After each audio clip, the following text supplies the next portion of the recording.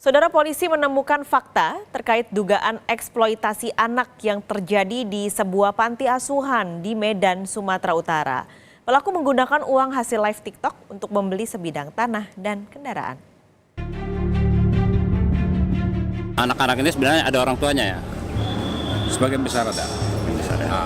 Dari bulan Januari ini, tersangka mendapatkan keuntungan antara 20 sampai dengan 50 juta rupiah.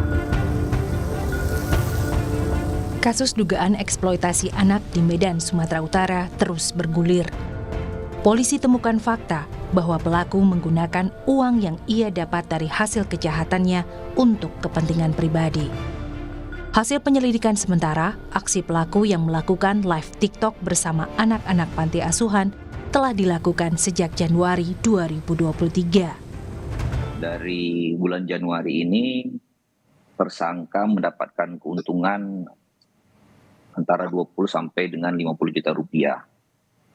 Dari uang tersebut yang dia dapat dari postingan-postingan ini, dia gunakan untuk kepentingan pribadinya, diantaranya membeli kendaraan dan membeli sebidang tanah.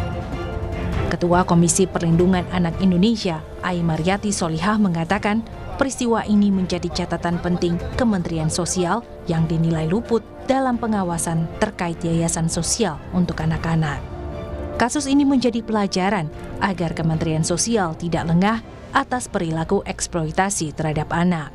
Tentu saja KPAI melihat bahwa ini tidak boleh sampai lengah, bahwa modus-modus operandi seperti ini sangat luar biasa. Kalau kemarin Sumatera Selatan itu kan kekerasan ya basisnya, yang sekarang mengasihani gitu supaya kita semua memberi rasa prihatin, tetapi cara-caranya ini tentu tidak dibenarkan baik dalam Permensos 30 2011 misalnya untuk norma ya, standar, prosedur, kriteria sangat jauh dari. Polisi telah menetapkan 1 orang tersangka yang merupakan pengelola panti asuhan. Kini, polisi mendalami keterangan istri pengelola. Diduga ada pelaku lain yang terlibat dalam kasus ini.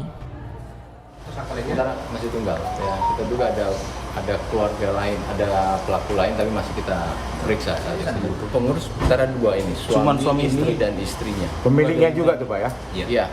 Ya. Istrinya kenapa nggak ditetapkan jadi tersangka Pak? Ya ini masih kita dalami. Nanti kalau memang masuk ke dalam ini, maka hukumnya akan kita tindak lanjut. Kini, 26 anak panti asuhan yang diduga menjadi korban eksploitasi sudah dipindahkan oleh Dinas Sosial. 2 anak dikembalikan kepada orang tuanya. 4 anak diserahkan ke Dinas Sosial Deli Serdang dan 20 anak lainnya masih ditelusuri keberadaan orang tua mereka. Untuk sementara, mereka dibawa ke Sentra Bahagia Kementerian Sosial. Dari 25 anak, 4 orang kita serahkan ke pemerintah Deli Serdang, dalam hal ini Dinas Sosial Deli Serdang, karena merupakan warga yang tinggal di Deli Serdang. Kemudian 1 orang anak, setelah kita telusuri, kita jumpakan dengan kedua orang tuanya, yang mana orang tuanya tinggal daerah Percucituan. Jadi yang tinggal sekarang di Sentra Bahagia itu ada 20 orang anak. Mudah-mudahan dalam waktu segera kita akan menelusuri semua orang tua dari 20 anak tersebut, semaksimal mungkin kita upayakan si anak ini bisa kembali kepada orang tuanya. Sebelumnya, Dinas Sosial Kota Medan menggerebek panti asuhan Yayasan Tunas Kasih Olayama Raya di Kota Medan, Sumatera Utara. Pengelola panti asuhan diduga mengeksploitasi anak melalui media sosial TikTok dengan mengais iba lewat mengasuh anak. Hal itu dilakukan demi mendapat saweran secara live streaming. Dari hasil pemeriksaan, panti asuhan itu ternyata ilegal dan tidak mengantongi izin. Tim Liputan Kompas TV.